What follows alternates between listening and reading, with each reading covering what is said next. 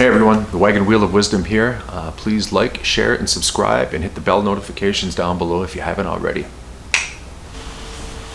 Hey folks, and welcome back to another episode of the Wagon Wheel of Wisdom. I'm Kevin, your host. Behind me, as usual, the beautiful wagon wheel, and hopefully some wisdom up here. This video I'm creating right now is going to be a little, well, not a little, it's off the cuff. I had a thought rolling around in my head, and it was based on a few other videos that I had been doing a little homework on, and I've mentioned this before, but the long and short is this. There isn't a lot of videos out there speaking on behalf of males that are going through this as the feminine energy. Now, some people might hear that, they think feminist, feminism, nothing to do with that, even a tiny bit. In fact, the one thing I'm really discovering with the energetic side of this is it is becoming very apparent to me that it is getting in touch more with my 3D masculinity than anything I've ever felt before in my life. And what I mean by that is this. Going through this journey, I've said it before, I'm going to say it again, I'll say it today. It has been probably one of the single most trying things in my entire life because the emotions hit in such ferocity that it often derails me to a point where I don't know what the hell is happening to me at this moment in time. In fact, it's paralyzing a lot of the times. In my video previously, I explained what happened to me last night while I woke up at around 1:30 in the morning, and just boom, here we go again, another ride of these emotions. And what I'm discovering is as I'm leaning into this journey and accepting this journey, and I'm going to be very clear on this, this journey isn't about getting an ex back. It took me a while to wrap my head around that. What it is about, we got a fighter jet coming overhead. I'm going to pause the video. All right, folks, we're back, and we have fighter jets here, F-35s, and they are, needless to say, they're quite loud, so I had to pause the video, and I just noticed here my battery life said 2 hours and 22 minutes, 222. The angel numbers are everywhere. But again, back to the point I was trying to make, and this is often hard to hear, so if you choose to shut the video off because you're seeking answers on how to get your ex back, I'm trying to give you the best possible way to do that within the abilities that I have based on the advice that I have. And so I just want to reiterate again that this journey about you is not about getting an ex back. Because let's hypothetically say that were the case and you guys were to meet back up right now, and I'm going to use myself as a great example. I am not at the state that I know I need to be at to be the best version of myself. I have no idea where she's at either. This is a interesting journey in that aspect, and I cannot give any more of my emotional capital to that situation and wonder where she's at on this journey, because this journey isn't about her. It's about our soul, correct? But I'm just of the belief system that what I'm able to fix within me translates over to her, and if that gives me the best possible chance for us to have this beautiful union that's always talked about, then so be it. But at the same time, I have to be willing to accept the fact that we may never meet up again. And I realize that that might be the hardest medicine you hear today, but I don't know how else to be other than brutally honest about it.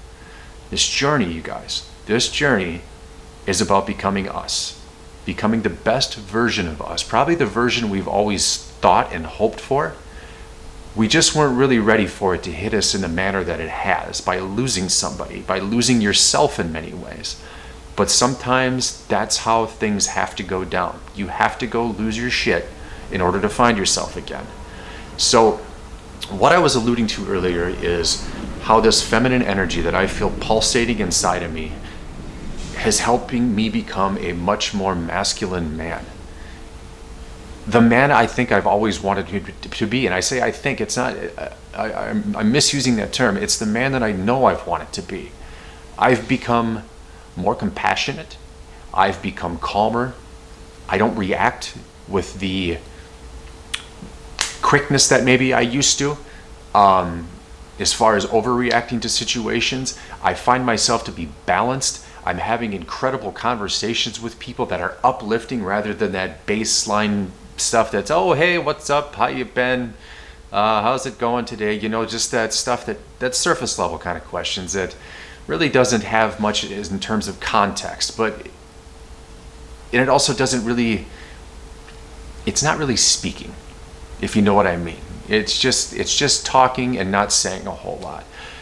So what I'm getting at is, and I'm directing this at guys out there because it seems like we just don't really have much of a voice on things. Hollywood has depicted us, especially when I was growing up in the 80s and 90s movies, as stupid men. We're just kind of there to follow along. And this, I assure you, this journey is going to put you in such a position of power within your own body that you're going to walk around with your chest out a little bit more and your shoulders back, in a level of confidence where you're able to speak your mind in such a balanced way that people don't feel threatened by it. In fact, they're open to it and embracing it because they can feel and sense energy. And guys maybe know this. Females, I'm not going to say you don't, but again, I'm not a female. I don't know. I'm just going to be honest with you. But you know, we know what it's like to be in a situation where there's confrontational energy. We know what it's like to be in a situation where people are belittling and demeaning. And I'm sure, again, females know this, but from a guy's perspective, it seems like it's different. And there isn't a lot of support systems out there.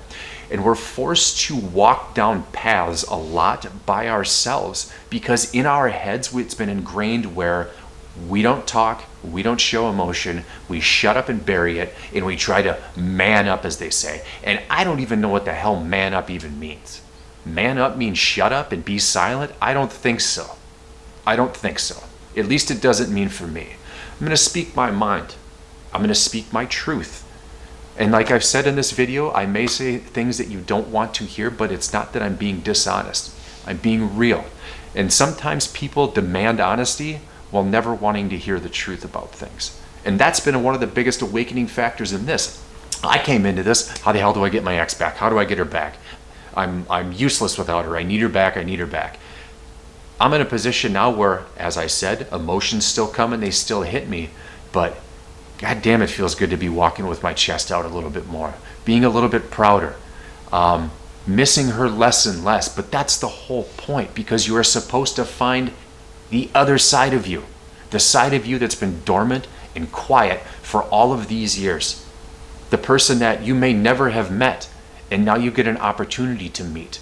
And imagine the beauty of them, your ex, being their best self and you being your best self and coming back together and hitting it off. I guarantee you're not going to give a shit about the past, of bad things that had happened, because you're going to be in such a state of peace and confidence that none of it matters. The flip side of it is, let's hypothetically say that you do become the greatest version of yourself, and then all of a sudden your ex moseys back in and you notice that they haven't really changed a whole lot.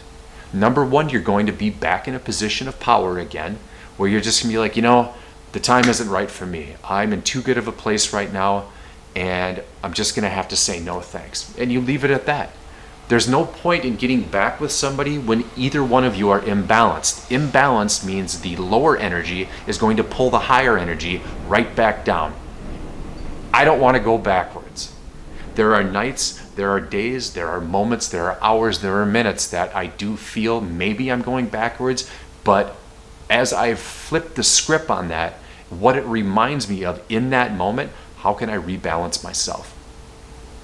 How can I take this, what I'm deeming a low point, and make it into a high point? What can I do? We're taught that external factors are what brings us joy, happiness. And I'm believing now that that's not the case.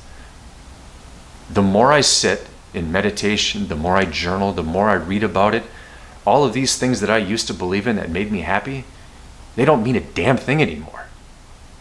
Like, and I'm not saying like my son doesn't make me happy. I'm proud as hell to be a father, and that's not what I'm getting at. I mean like the material things and the shallow life of going out and hanging out at bars and, you know, doing things that brought intermittent joy, but in the long run just isn't a source of overall joy. And I'm finding that being alone right now, being at peace with myself, rediscovering the very essence of who I am as a man, has made me feel more masculine than ever, even if I'm sitting in something called a divine feminine energy. That energy is a catalyst for me to be a better man. I'm assuming because it's energy that the females that are identifying as divine feminines also feel more like a woman, a more confident, shoulders back, prouder, able to articulate and convey things that maybe they never thought they had the confidence to do before. I can only imagine it is very much similar because we're all going through a very similar journey here. And a very common denominator is accepting loss, which it ain't easy. It ain't easy, but it's not supposed to be either. This stuff is hard work. It's just why I want all of you to get through it, and it's why I want myself to get through it. At the end of the day, I know I exhausted myself in the relationship by being a giver and a caretaker and, kind of buckling to the demands of my partner. But at the same time, I don't see being that way as a bad thing, as long as you're not over giving to the point where your cup is empty and theirs is always full. You shouldn't do it at the total expense of yourself. And that is why I feel the need to give as much as I can in the moment to the collective out there that are going through this. But at the same time, I have to dial it back. And I have to not label things all the time as twin flames and things like that, because that does keep me spun up and I don't want to do labels with this. So, and that's why I've changed the terms to an X and things like that. I slip up from time to time, but again, I'm doing what I can. I just don't want us all to continue in that looping aspect where this means this, that means that, because you need to be very malleable on this journey and adapt to new principles, daily, hourly, even sometimes, where things change up and things switch up. But that's kind of the sick beauty in all of this, in a way, is there is no more linear thinking on this one. It doesn't operate like this. It is going to swerve in and out. You're going to be at both extremes. You want to get yourself back to that aggregate, back to that balance, because at the end of the day, a harmonious, balanced relationship full of reciprocity, is there anything more beautiful?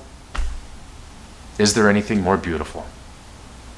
So fellas, and the women out there too, I'm not excluding you in any capacity. I just want you to hear this from a guy's perspective versus the mass amounts of videos out there from the female side of it. Not that they're bad. They're not. They're in fact good. We're all in this together in some way, and I don't know. I just want everybody else to learn just as I am. So I love you guys. Thanks for tuning in. Until the next video.